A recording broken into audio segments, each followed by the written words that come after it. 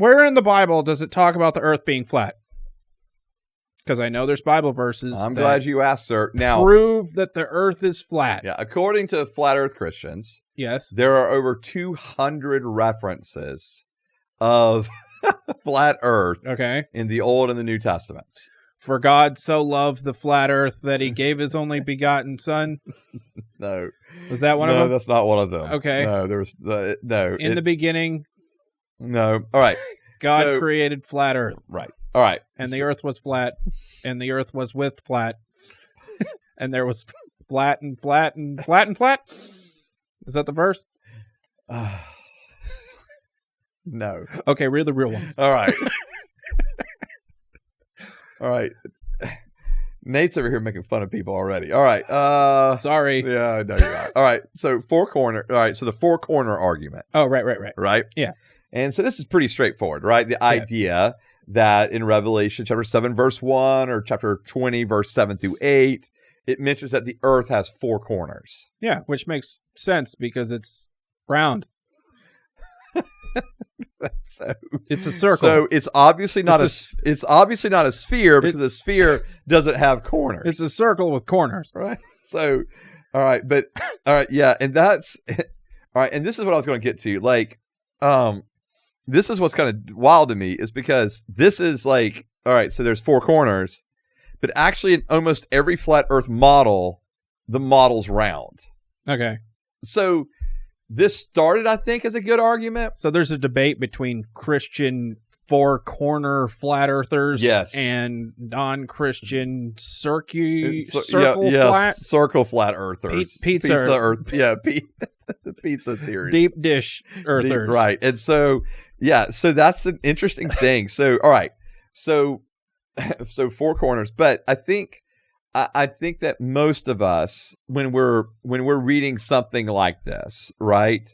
And so the idea that's, like in Revelation 7, verse 1, for example, it speaks of four angels that are standing at the four corners of the earth. Okay. And so, and I think most people, they control the weather, right? Right. I think they actually are doing that here. They're controlling the wind. Yeah. Right. And so I think that one on one side is blowing, and then the one on the other corner is sucking air. Right. And so thanks for clarifying that. Creating wind. Right. And so, but the idea of the four corners, though, is, all right, but I think most individuals, especially when you're reading things like Revelation, like we understand that this is poetic language, idiomatic language, right?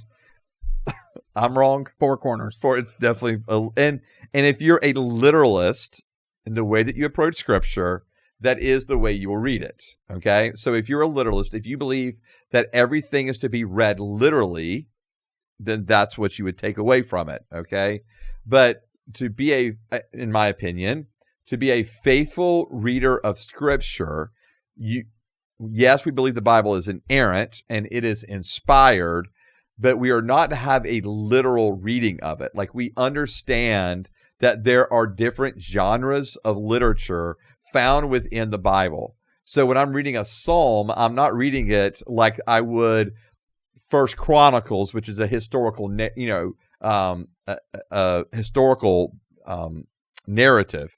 Like that's two different. Those are two different genres. And the same thing with Revelation. When I'm reading things about four corners that specifically are found within any type of poetic literature in the Scriptures, or prophetic literature, or within apocalyptic literature like Revelation, I understand that I don't have to read all of that literally because I'm definitely not reading all of Revelation literally. Okay, but Earth was made in a day. Is that literal or not? Literal? Yeah, I'm down with that. Yeah, but it's in Genesis. Crazy stuff or whatever. No, I think Genesis is pretty straightforward. And we're going to get to Genesis in a little bit here. We are? Yeah, because we got to talk about the firmament, man. Oh, right. Yeah. So we'll talk. Okay, next verse. We'll talk about that a little bit. We're done with four corners. All right, so four corners. So there's the phrase ends of the earth. Right. Go to the ends of the earth, right? Where the ice wall is. Right. The Antarctic ice wall around the square, right? So rectangle. yes, and that is part of it, right? So Okay. so most flat earthers, again, they believe that there's a North Pole, but the Antarctica, which we would say is more the South Pole, is actually not there, but actually is surrounding all of this flat Earth as an ice wall, holding the water in, right? That's kind of the deal, Right? And so, so there's the idea of the ends of the Earth. Oh, so if global warming happens, then eventually ice wall comes down so far that the water reaches it, and then we all fall into. Now you can understand why global warming is a major threat. I understand for flat earthers. Okay. Yeah. And so, but anyway, yeah. So it appears 28 times in the Bible, and so if a flat Earth has an end, right? Right. The phrase "ends of the earth." Ends of the earth is like an actual, like an ending point of the earth. 28 times in the Bible. Yeah, it's mentioned. It's a lot of times. It's a lot of times, and so again, we can read these things and not have to take a literal meaning of ends of the earth, right? Or they didn't know. Like what? Right. Well, and to be fair, they didn't know. Like there was the known. Like there's a reason we refer to in that time period. This is the known world. Right? Like their known world was pretty small. Oh, right. Compared to the known world of today, right? The known world in that day and time, I mean, you're living within the Mediterranean. The Mediterranean world was the known world. In literally the worst place to be. Why is it? You could have gone a little bit more norther and it not be scorching hot all day. Yeah. That's immediately where your brain goes. You're like, oh, that place is just too hot. Just too hot. Yeah, but maybe they just had no idea. Yeah, they didn't. They didn't have any idea. Yeah, they were just like, here we are. Yeah. This is where we live. This is what we do. This is life. This is life. Kill me now. No, not all of them were saying that. I'm going to go fall off. I'm going to go climb the ice wall and jump.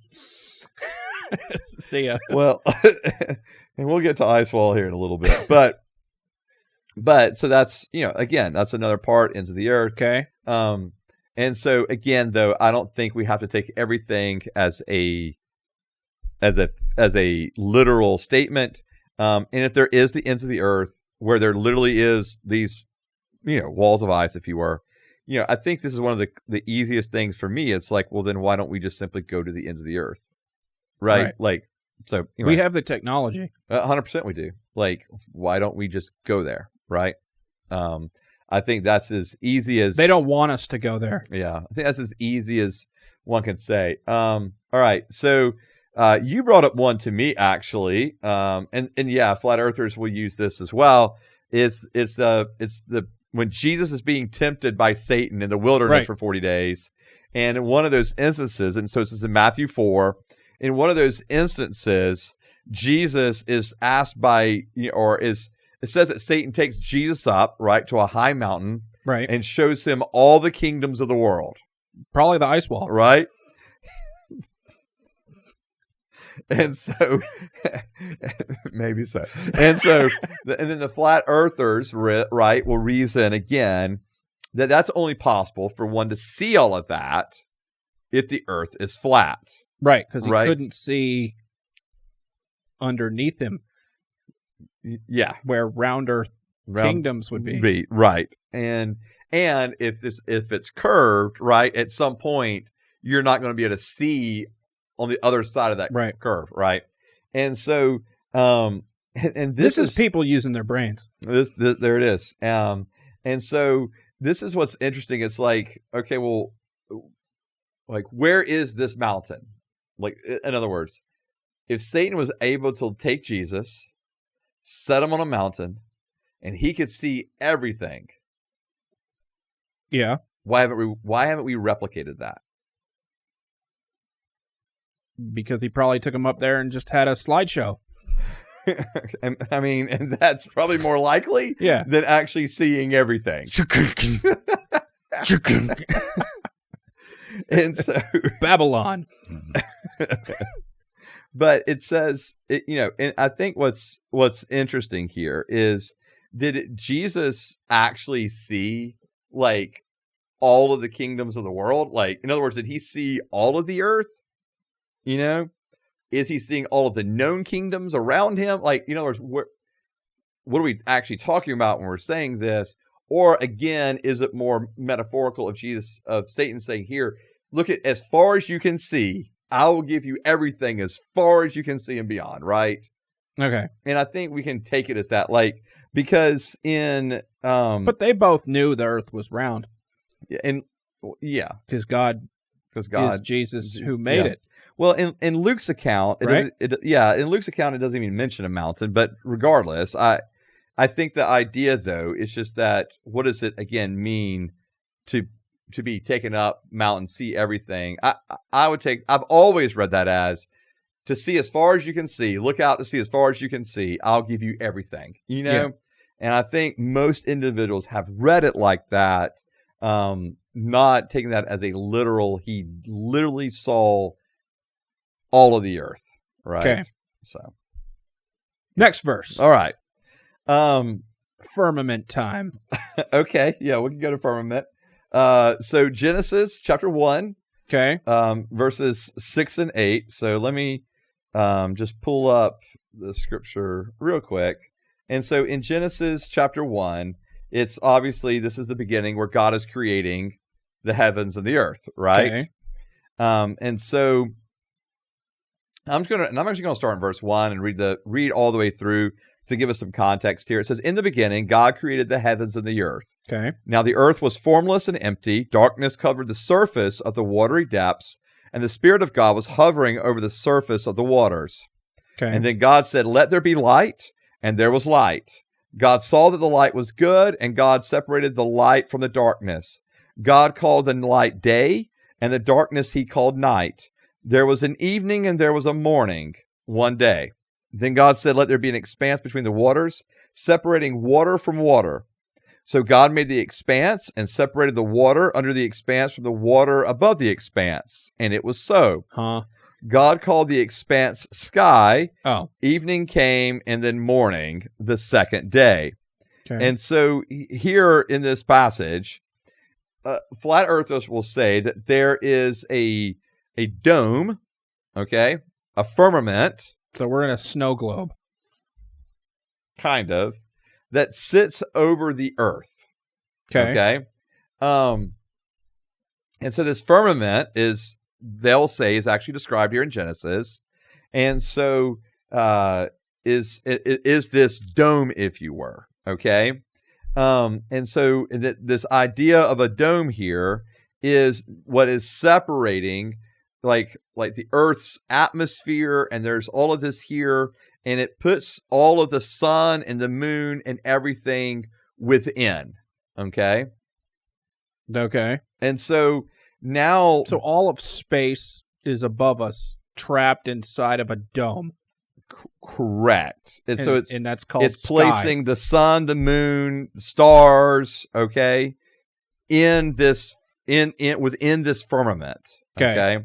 And so Earth is a rectangle with an ice wall around it. No, it's a circle. Well, yes, according to to Bible, flat earthers, yes. Earth is a rectangle. Earth's a rectangle. And then we got this. We have a dome, ice wall around it with a dome over it, and the sun and the moon are inside the dome. Okay. Yep. And there's nothing else outside the dome.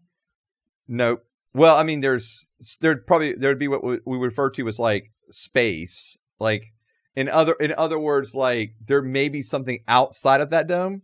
You know? So when I say space, I don't necessarily mean like outer space, the way we're talking. You know, so there may be something else outside of that. Okay. Okay. So is Earth on anything, or is Earth floating in space, and there's under space?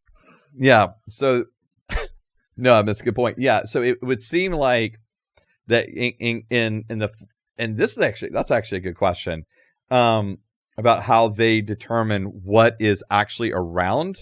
I think most flat earthers would say that Earth is like there is something probably beneath the Earth. Okay. And something above the earth, and they may refer biblical flat earthers may refer to those kind of spaces or areas as heaven, as hell. Oh. Yeah. So outside the dome is heaven, above us. Above. And underneath flat rectangle ice wall dome earth is hell. Hell. Because in Scripture, remember, that's how it's often referred to, right? Under our feet. It's under. Like there's things so that Hades is under the earth, right? And that heaven is above the earth. I'm convinced. Okay. So Bible's pretty clear about this. Bible is pretty clear about this. And so anyway, so I would, you asked what the verses were and where's that in the Bible. So I would say those are like the larger biblical points, right? Without getting to any of the scientific or philosophical ones. Those are more of the biblical statements of why there's a flat earth.